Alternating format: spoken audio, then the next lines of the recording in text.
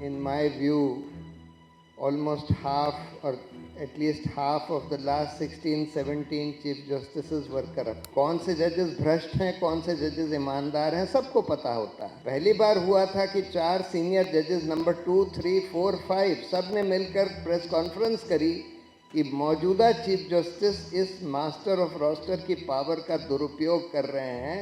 ये पावर अगर एक आदमी के हाथ में रहे और वो आदमी खुदा न खास्ता किसी भी वजह से सरकार के कब्जे में आ जाए।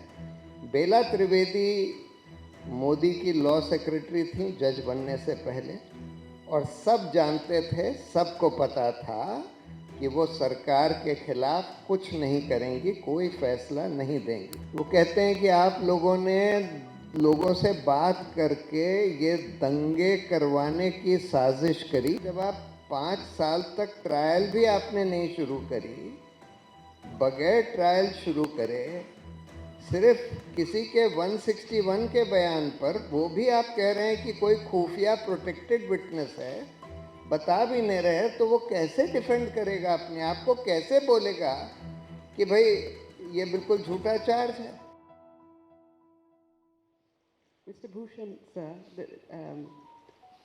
a lot has been said about the delay. I mean, and there's a whole controversy about foreign convenience. तो दो बातें हैं। एक तो ये कि जब हम लोग कहते हैं कि 5 साल 6 साल हो रहा है लोगों को जेल में, पीपल टर्न अराउंड एंड से कि आपको यही नज़र आते हैं, ये तो सिस्टमिक प्रॉब्लम है। आप जाके देखिए गांव में, आप गरीब लोगों का वो देखिए, अंडर ट्रायल्स तो भरे हुए हैं। तो ये टारगेटेड नहीं है, ये सिस्टमिक प्रॉब्लम है, और सिस्टमिक रिफॉर्म जब होगा तो वो ठीक हो जाएगा। तो एक तो ये है सर, और दूसरा उसके साथ लोग कहते हैं कि इसमें आपका भी कंट्रीब्यूशन है। जब आपका केस लगता था आप जाते नहीं थे, and the Chief Justice has said that several times, the former Chief Justice. You have spoken also about the master of the roster. Would you like to address that, the elephant in the room? I mean, that is an allegation against us.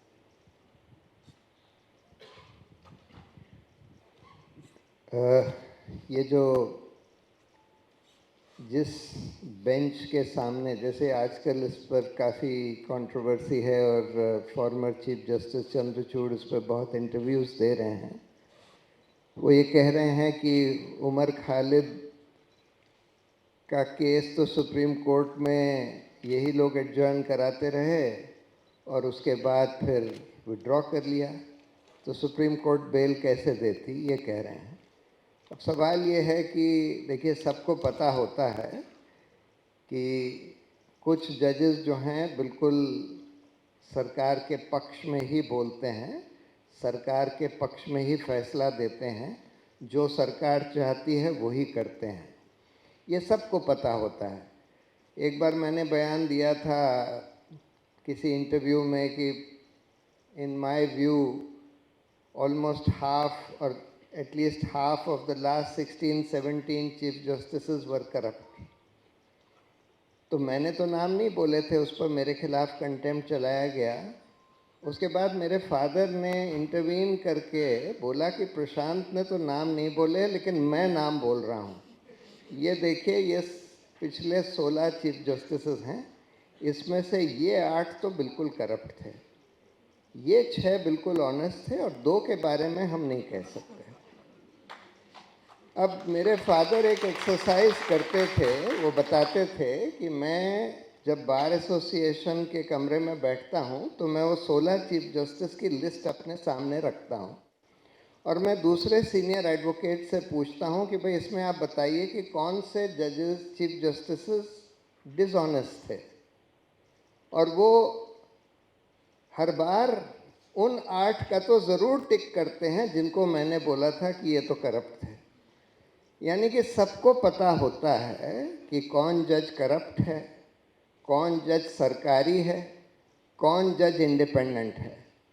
अब चंद्रचूड़ साहब ने ये किया, ये case पहले दूसरे senior जजेस के यहाँ लगता था। पहले बोपन्ना साहब के यहाँ लगा, उसके बाद फिर जस्टिस अनिरुद्ध बोस के यहाँ लगा, लेकिन उन्होंने ये केस असाइन कर दिया जस्टिस बेला त्रिवेदी को। बेला त्रिवेदी मोदी की लॉ सेक्रेटरी थी जज बनने से पहले, और सब जानते थे, सबको पता था कि वो सरकार के खिलाफ कुछ नहीं करेंगी, कोई फैसला नहीं देंगी, जो सरकार चाहती है वही करेंगी।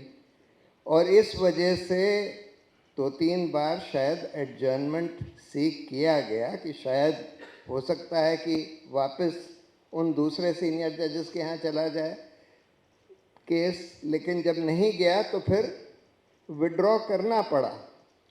नहीं तो उनको पता था, लॉयर्स को पता था कि ये केस डिसमिस किया जाएगा, ये बेल की प्रेयर डिसमिस करी जाएगी।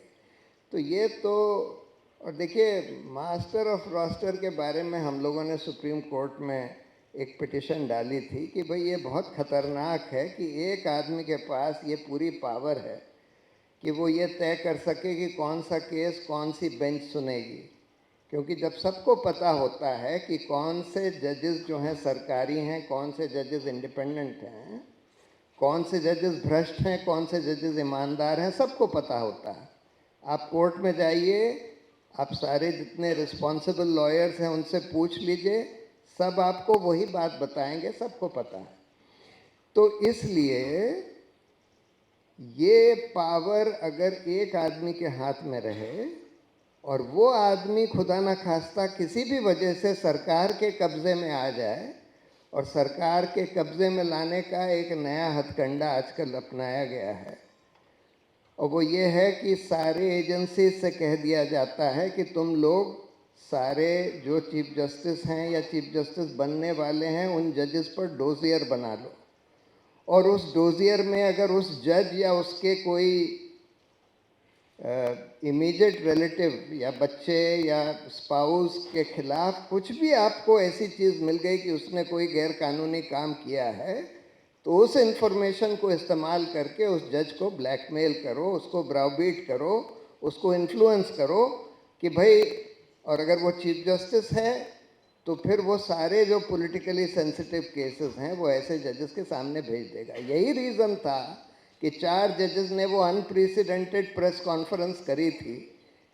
पहली बार हुआ था कि 4 सीनियर जजेस नंबर 2, 3, 4, 5 सब ने मिलकर प्रेस कॉन्फ्रेंस करी कि मौजूदा चीफ जस्टिस इस मास्टर ऑफ रोस्टर की पावर का दुरुपयोग कर रहे हैं और पॉलिटिकली सेंसिटिव केसेस ऐसे जजेस के सामने भेज रहे हैं जिनके बारे में पता है कि ये सरकारी जज हैं और इससे हमारा लोकतंत्र खतरे में आ गया। तो ये बहुत बड़ी प्रॉब्लम है जिसको हम लोगों ने एड्रेस करने की कोशिश करी थी, एक पिटिशन फाइल करी थी कि भाई ये पावर एक आदमी के हाथ में नहीं होनी चाहिए, सीनियर 5 जजेस के कोलिजियम के हाथ में होनी चाहिए, जो कि ये तय करें कि क्या रोस्टर बनेगा, और उस रोस्टर में फिर बिल्कुल कंप्यूटर से, लॉटरी से केसेस जाएं अगर 2-3 बेंचेस हैं जो एक ही तरह के केसेस डील कर रहे हैं। लेकिन अनफॉर्चुनेटली सुप्रीम कोर्ट ने वो नहीं माना, और वही सिस्टम चला आ रहा है कि भाई मास्टर ऑफ रोस्टर ही तय करेगा, चीफ जस्टिस ही तय करेंगे। बहुत ही खतरनाक सिस्टम है। शाहरुख का सवाल ये था कि ऐसे में यूएपीए में किस चीज़ को आप कॉन्स्पिरेसी कह सकते हैं? इन लोगों के खिलाफ जो चार्ज है उमर खालिद वगैरह के खिलाफ, एक्चुअल वायलेंस का नहीं है, कॉन्स्पिरेसी का है कि इन्होंने साजिश करी कि दिल्ली में दंगे हों। अब देखिए, आमतौर पर जैसे जो नित्या ने बोला कि क्या स्पीच से टेररिज्म का ऑफेंस हो सकता है, इस तरह का सवाल बहुत साल पहले आया था सेडिशन के कॉन्टेक्स्ट में कि क्या स्पीच से सेडिशन हो सकता है, राजद्रोह। उस पर सुप्रीम कोर्ट ने 1962 में ये बोला था, एक बड़ी बेंच थी 6 जजों की, उन्होंने ये बोला था कि जब तक आपकी स्पीच डायरेक्टली हिंसा ना भड़का रही हो या पब्लिक डिसऑर्डर ना भड़का रही हो, तब तक सेडिशन आपके खिलाफ नहीं हो सकता। अब इन्होंने और सुप्रीम कोर्ट ने वो सेडिशन का प्रोविज़न स्टे भी कर दिया है। अब ये जो नया पीनल कोड लाए हैं उसमें फिर से ले आए हैं वही सेडिशन का उसी तरह का जिसको नित्या ने वायर के बिहाफ पर चैलेंज किया है, वो चैलेंज पेंडिंग है। यूएपीए में जो टेररिज्म की ऑफेंस की जो डेफिनेशन है उसमें ये ले आए हैं, जिस तरह सेडिशन में लिखा था कि भाई any incitement of disaffection against the government, उसमें गवर्नमेंट वर्ड यूज था। यूएपीए में डेफिनेशन में incitement of disaffection against the state, फर्क बस इतना है कि सेडिशन में गवर्नमेंट वर्ड यूज था, यूएपीए में स्टेट वर्ड यूज है। लेकिन उसी तरह का प्रोविज़न है कि अगर आप स्टेट के खिलाफ डिसअफेक्शन कर रहे हैं, अब इस पर भी सीधा सीधा कायदे से सुप्रीम कोर्ट का केदारनाथ का जजमेंट कि भाई डिसअफेक्शन चाहे गवर्नमेंट के खिलाफ करें चाहे स्टेट के खिलाफ करें, अगर आप हिंसा नहीं भड़का रहे हैं या पब्लिक डिसऑर्डर नहीं भड़का रहे हैं तो फिर वो ऑफेंस नहीं हो सकता। लेकिन इस केस में शायद जो चार्ज लगाया है वो स्पीच के आधार पर उतना नहीं है, कॉन्स्पिरेसी का चार्ज है। वो कहते हैं कि आप लोगों ने लोगों से बात करके ये दंगे करवाने की साजिश करी, ये चार्ज लगाया है। अब ये नहीं बताते कि किसके संग साजिश करी, क्या आपने बोला उनसे जिससे कि आप ये कह सकें कि ये लोग दंगे भड़काने की साजिश कर रहे थे। वो ये कहते हैं कि कुछ प्रोटेक्टेड विटनेसेस हैं, उन्होंने ये बताया है, ना तो उनका नाम बताते हैं ना उनका बयान बताते हैं, और सिर्फ उन प्रोटेक्टेड विटनेसेस, हम लोग ये कहते हैं कि जब पुलिस किसी के खिलाफ कोई चार्जशीट फाइल करती है तो उसमें कुछ लोगों के बयान लेती है, उसको 161 पहले जो क्रिमिनल प्रोसीजर कोड था 161 का बयान कहते थे। पुलिस को बयान दिया, वो दस्तखत भी नहीं करता, पुलिस ने चार्जशीट में लिख दिया कि फ़लाँ आदमी ने ये बयान दिया कि इसने देखा इसको कि ये फ़लाँ ऑफेंस कमिट कर रहा है, ये कह देते थे। अब उसको ट्रायल से पहले तो आप रिबट कर ही नहीं सकते, जब ट्रायल होगी तभी रिबट कर सकते हैं। तो क्या सिर्फ उस बयान के आधार पर आप बेल डिनाई कर सकते हैं? क्या आप ये कह सकते हैं, जब सुप्रीम कोर्ट ने ये ले डाउन किया है कि भाई bail is the rule, jail is the exception, और यहाँ तो ऐसा केस है कि जब आप 5 साल तक ट्रायल भी आपने नहीं शुरू करी, बगैर ट्रायल शुरू करे सिर्फ किसी के 161 के बयान पर, वो भी आप कह रहे हैं कि कोई खुफिया प्रोटेक्टेड विटनेस है, बता भी नहीं रहे, तो वो कैसे डिफेंड करेगा अपने आप को, कैसे बोलेगा कि भाई ये बिल्कुल झूठा चार्ज है?